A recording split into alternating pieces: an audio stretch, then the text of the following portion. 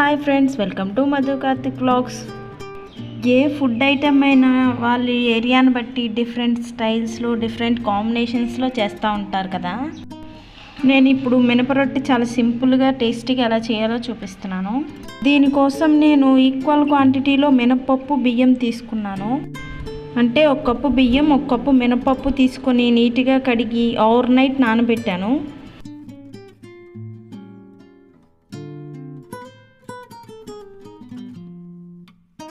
Morning ఇంకోసారి కడిగి mixer గ్రైండర్లో వేసి రుబ్బుకోవాలి.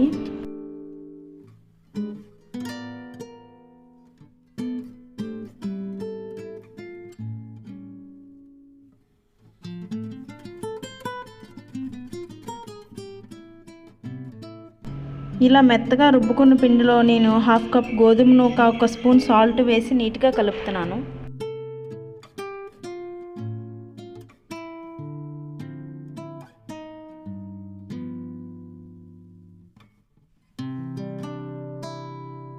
ఈ గోధుమ నూక వల్ల రొట్టె చాలా క్రిస్పీగా, చాలా టేస్టీగా వస్తుంది.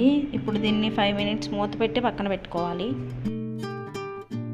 ఇప్పుడు ఏదైనా వెడల్పుగా మందంగా ఉన్న కడాయిని తీసుకుని స్టవ్ పైన పెట్టి స్టవ్ ఆన్ చేయాలి. దీనిలో నేను తయారు చేసిన బటర్ క్యూబ్ ఒకటి వేశాను. కొంచెం వేడయ్యాక ఆవాలు, జీలకర్ర వేసి కొంచెం ఫ్రై చేసుకోవాలి. వేగిపోయాయి. ఇప్పుడు ఈ పిండి మొత్తాన్ని కడాయిలో వేసి మీడియం ఫ్లేమ్లో పెట్టుకొని మూత పెట్టుకోవాలి.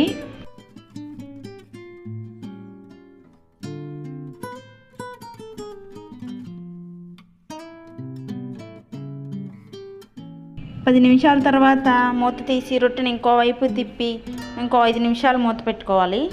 రొట్టె లోపల ఉడికిందో లేదో చెక్ చేద్దాం. దీనికి ఏమీ అంటుకోలేదు కాబట్టి మొత్తం ఉడికిపోయినట్లే. చూసారా రొట్టె ఎంత క్రిస్పీగా టేస్టీగా కనిపిస్తుందో.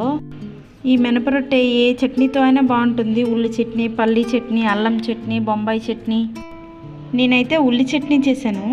ఈ మినపరొట్టెతో మీకే చట్నీ ఇష్టమో కామెంట్ చేయడం మర్చిపోవద్దు. Thanks for watching. Please subscribe my channel for more videos.